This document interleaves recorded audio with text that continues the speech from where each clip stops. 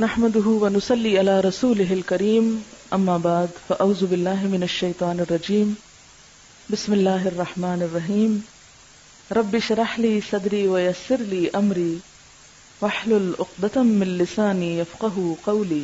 پھر ان 10 دنوں کی فضیلت میں سے ایک خاص فضیلت ہے روزہ رکھنا۔ 9 تاریخ کا روزہ رکھنا تو سنت ہے، لیکن اگر پہلے 8 دن کے روزے بھی رکھ لیے جائیں تو بہت ہی بہترین ہے۔ سال بھر میں آپ جو روزے رکھتے ہیں ان سے یہ افضل ہو جائیں گے۔ روزہ جہنم سے بچنے کا ذریعہ ہے، گناہوں سے ڈھال ہے، گناہوں کا کفارہ بھی ہے۔ ایک دن کے روزے کا اجر کیا ہے؟ ابو سعید خدری کہتے ہیں کہ میں نے نبی صلی اللہ علیہ وسلم کو یہ فرماتے ہوئے سنا، جو شخص اللہ کی راہ میں ایک دن کا روزہ رکھے گا، اللہ اس کے چہرے کو 70 سال کی مسافت کے برابر آگ سے دور کر دے گا، یعنی وہ جہنم سے اتنا دور ہو جائے گا انسان۔ لیکن خاص طور پر عرفہ کا روزہ غیر حاجی کے لیے ہے، یہ حاجی نہیں رکھتا عرفہ کا روزہ۔ عرفہ کے دن کا روزہ جو سنت ہے یہ بہت بڑی غنیمت ہے، اور یہ 2 سال کے گناہوں کا کفارہ بن جاتا ہے۔ ابو قتادہ کہتے ہیں کہ ایک آدمی نبی صلی اللہ علیہ وسلم کی خدمت میں حاضر ہوا اور پوچھا، آپ کس طرح روزے رکھتے ہیں؟ اس بات سے رسول اللہ صلی اللہ علیہ وسلم کچھ غصے میں آ گئے۔ حضرت عمر نے آپ کا غصہ دیکھا تو کہنے لگے، ہم اللہ کے رب ہونے، اسلام کے دین ہونے اور محمد صلی اللہ علیہ وسلم کے نبی ہونے پر راضی ہیں۔ ہم اللہ کے غصے سے اور اس کے رسول کے غصے سے اللہ کی پناہ میں آتے ہیں۔ عمر رضی اللہ عنہ ان کلمات کو دہرانے لگے حتیٰ کہ آپ کا غصہ ٹھنڈا ہو گیا۔ تو عمر رضی اللہ عنہ نے کہا کہ اللہ کے رسول، اس شخص کا کیا حکم ہے جو سال بھر مسلسل روزہ رکھتا ہے؟ آپ نے فرمایا، نہ اس نے روزہ رکھا نہ افطار کیا، یا فرمایا کہ اس نے روزہ نہیں رکھا اور اس نے افطار بھی نہیں کیا، یعنی یہ تو رکھنا نہ رکھنا برابر ہے اگر ہر روز ہی رکھتے ہیں۔ عمر رضی اللہ عنہ نے کہا کہ اس کا کیا حکم ہے جو 2 دن روزہ رکھتا ہے اور 1 دن افطار کرتا ہے؟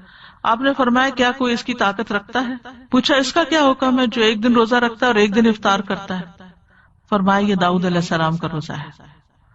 انہوں نے پوچھا، اس آدمی کا کیا حکم ہے جو 1 دن روزہ رکھے اور 2 دن افطار کرے؟ آپ نے فرمایا، مجھے پسند ہے کہ مجھے اس سے طاقت مل جاتی ہے، یعنی 1 دن روزہ رکھے 2 دن افطار۔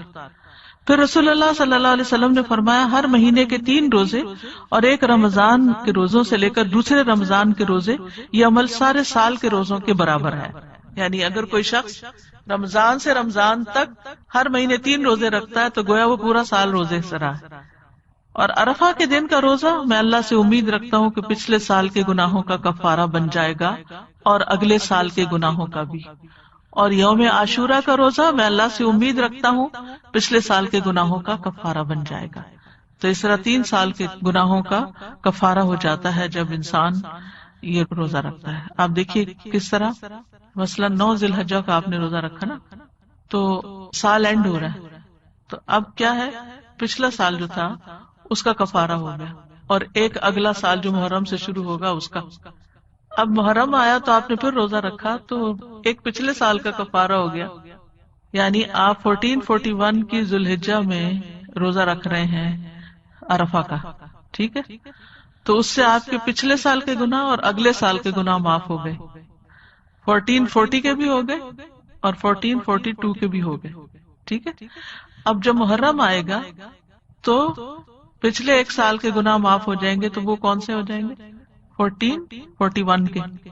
تو اس طرح 1440 کے گناہ بھی معاف ہو گئے، 41 کے بھی ہو گئے اور 42 کے بھی ہو گئے۔ تو کتنا اجر ہے، کتنا فائدہ ہے ان روزوں کے رکھنے کا۔ تھوڑی سی ہمت، تھوڑی سی محنت، تھوڑی سی پلاننگ۔ پھر یہ کہ 9 ذی الحجہ کا روزہ رکھنا ہو تو نیت رات سے ہی کر لینی چاہیے، ٹھیک ہے، تاکہ کامل اجر مل جائے اور اس میں کوئی کمی نہ ہو۔ پھر گھر والوں کو بھی اس دن کا روزہ رکھوانا چاہیے، اپنے اہل و عیال کو، اپنے بچوں کو۔ سعید بن جبیر کہا کرتے تھے کہ اپنے غلاموں کو بھی جگا دیا کرو کہ وہ یوم عرفہ کا روزہ رکھ لیں۔ اور پھر نیت کیا ہونی چاہیے کہ اللہ تعالیٰ اس سے میرے گناہ معاف کر دے۔ جب 9 ذی الحجہ کا سورج غروب ہو تو گناہوں کا سورج بھی غروب ہو جائے۔